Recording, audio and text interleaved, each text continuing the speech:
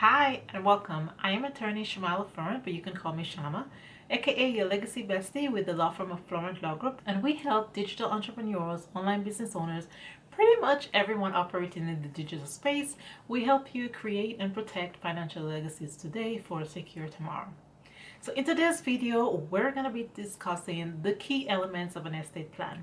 In last week's video, we discussed what estate planning is and why it's so important. So in today's video, we're going to take a look at the key elements that make up an estate plan. Technically, there are 4 key elements. The 5th one may be optional depending on where you reside, but let's go ahead and get started.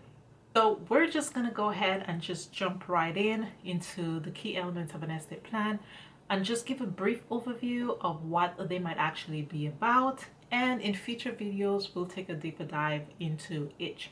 So one of the key elements of an estate plan that a lot of you might actually, when you hear estate plan, you might actually think of this, is your will.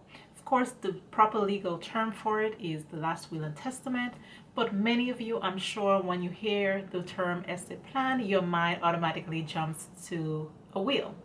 I'm going to apologize because there's an airplane passing and I don't know if it's picking up the sound on camera, but in case you can hear it, I'm apologizing for that right now because of course there's always noise when I'm recording. But anyways, so the first key element in an estate plan, like we said, it's a will. The proper legal term is your last will and testament, and that is where you're gonna pretty much state the assets or the property that you have and you are willing to distribute, who they're gonna go to, what they should be used for, all of that stuff. It's pretty much also where you would talk about maybe creating testamentary trust. We'll talk about that in a future video, as well as guardians if you have minor kids, executor, and all of that stuff. Don't worry about the terms that I'm throwing out right now. In a future video, I do plan on discussing all the terms, or key definition of key terms that you need to know when it comes to an estate plan. But of course, one of the key elements of an estate plan is your last will and testament. You're going to talk about your property that you have, who the beneficiary of that property is, how much money goes to whom, who's getting your car, who's getting the house, what should be done with it, and all of that stuff.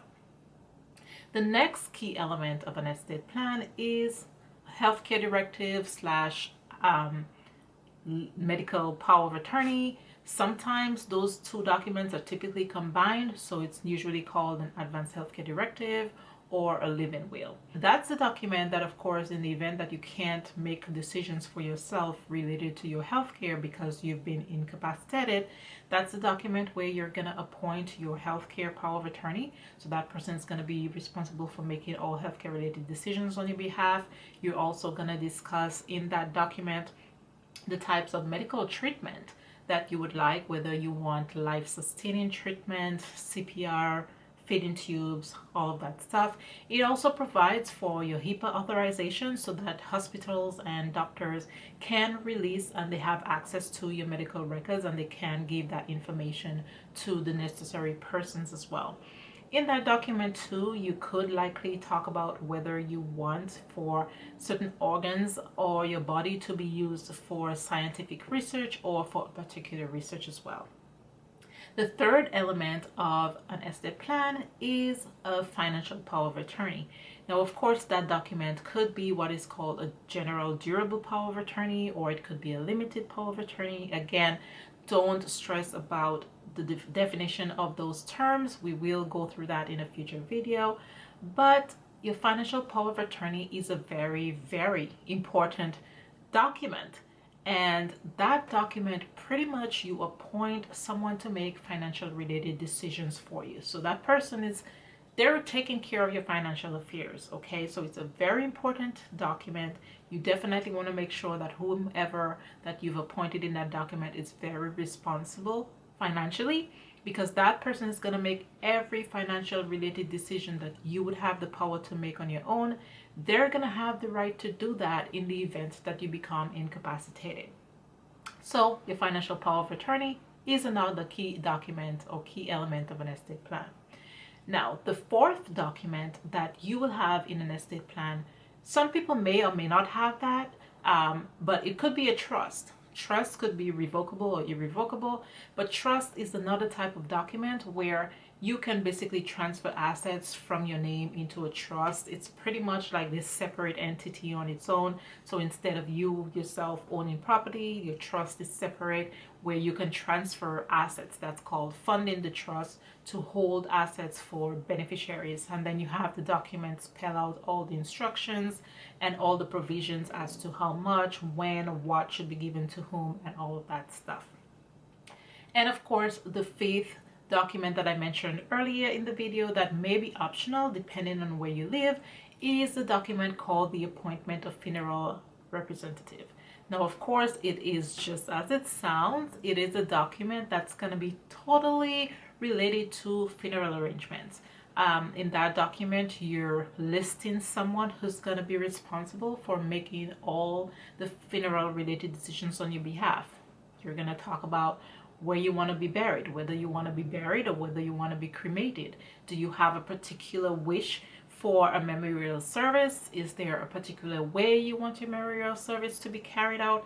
All funeral related decisions, burial, cremation, whether you have a particular cemetery you want to be buried at, whether you've already purchased your plot, where that plot is located, at which cemetery, or do you want your ashes to be spread somewhere? All of those type of instructions and provisions will be, again, listed in the appointment of funeral representative document.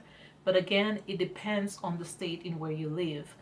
That document may be optional. But in New Jersey, it's actually supposed to be a separate document. I've seen people do it in the will, but it's a separate document as provided for by the New Jersey probate statutes that says that that document actually has to be on a form that's been approved by the Board of Cemetery. So in New Jersey, it is a separate document, but based on the state where you live, there could be statutes, probate statutes that provide for that appointment of funeral representative to be done in your will. So definitely check your state's probate laws. But these are the four. The fifth, again, is optional elements of an estate plan.